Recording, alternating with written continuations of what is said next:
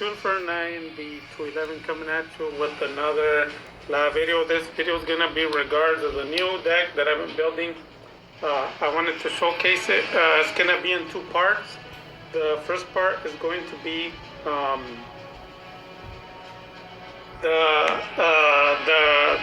draw hand of the first turn and the second, and then after that we're gonna have deck profile. So this is gonna be part two. Strangely enough, I'm filming this first, the part two, but I'm gonna be filming the other part so that you can see the deck. The reason why I'm doing part two is because part one was already done. I already have the videos of the deck, but people want to see the deck in real life. It's going to be for sale. So we're going to place the deck on the side, and then we're going to go ahead and draw. I'm going to do 1, 2, 3, 4, 5. So basically top tier hand, believe me or not. So this shuts down 80% of decks. There can only be one, even the mirror match. As soon as this comes out, it's all over. They can only summon one monster of the type, and that's it. So as soon as they do Rod, they're locked. No Dragoon, no nothing. Any other deck, the same thing. As soon as they summon the first monster, that was it.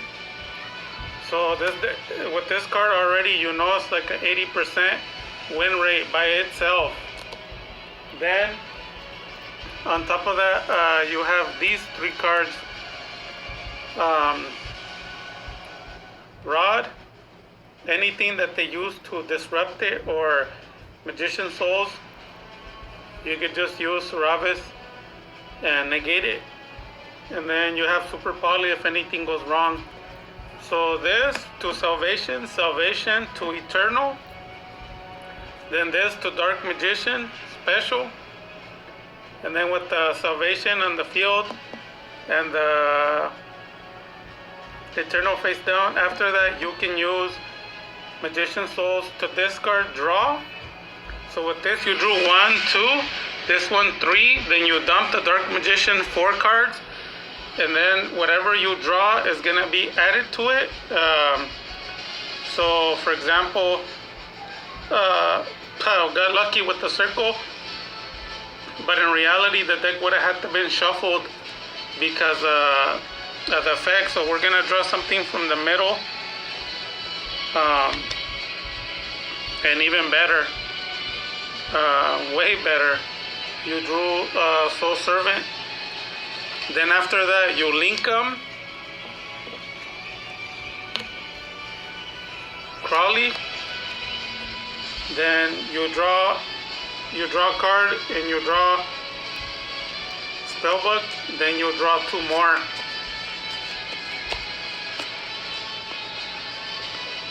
And you draw these 2. And this one's gone. Now these are, you have a lot of cards in your graveyard, and all these cards are in your hand. And this is in the field with Eternal and Salvation. So pretty good. You drew a bunch of cards. I think you drew somewhere around 7 cards, even through a negation. You can go into Dragoon before you end your turn because you have a Dark Mission in the graveyard. So you can trigger this to get Secrets of Dark Magic, and with the Seravis already enter Dragoon or Dragon Knight. So it's a Dragoon or Dragon Knight first turn, together with drawing about 7 cards and going through negations, and they're going to be trapped. When this is on the field, believe me, with the Dragoon, that's like a 95% win rate. There can only be 1. Dragoons are only going to be out there, and you're going to be able to Omni negate. So really, really, really strong. To be honest with you, I would consider this close to a top tier. The deck, because it doesn't have any Anaconda, would be considered, in my opinion, I would go ahead and call it a competitive um, deck. Not top tier. The reason why is because before, the way I had it, it had all this plus the anaconda. So it's like there was really nothing that they could do to stop you. They do a lot of things, but nothing helps them. But as it is right now, it's a little bit different. So we're gonna 1, 2, 3, 4, 5, 6. So we did draw some bricks there, obviously, if you've seen it. But from here, what's gonna be happening? So we're gonna trigger this, and then you're gonna get be drawing the blank card.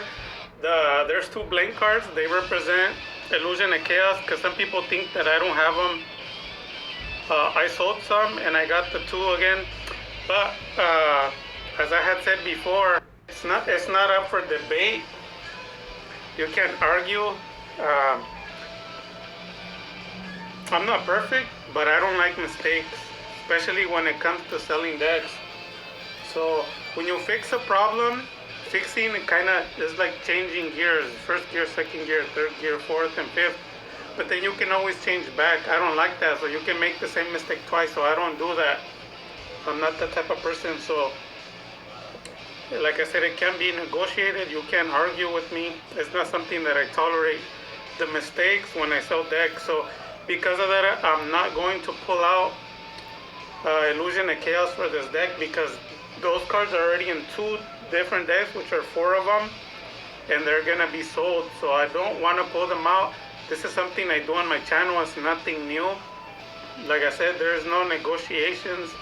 I will not pull those cards out.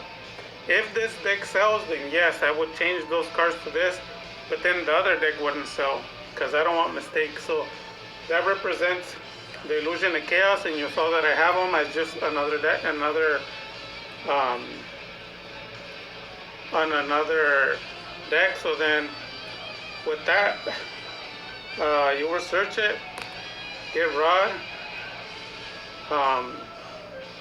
and then from Rod, you start from there. You will probably get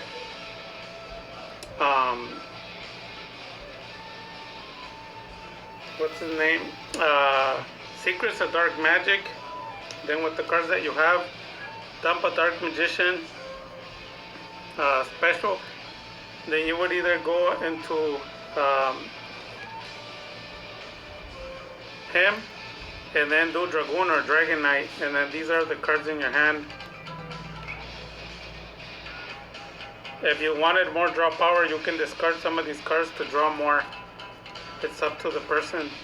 I would send Dark Magician back to the deck with Illusion of Chaos and keep it in my hand. So right there off the bat, again, either Dragoon or Dragon Knight. So I'm showing you that it's true that you don't need Anacondas. Just a lot of people don't know how to play Dark Magician. It shouldn't be a surprise to you. As they remove cards, you're starting to notice who are the fakes and who are real. So that's pretty much it for the test hands of the hands. We can do a bunch of cards to see what the heck we pull. Like as an example.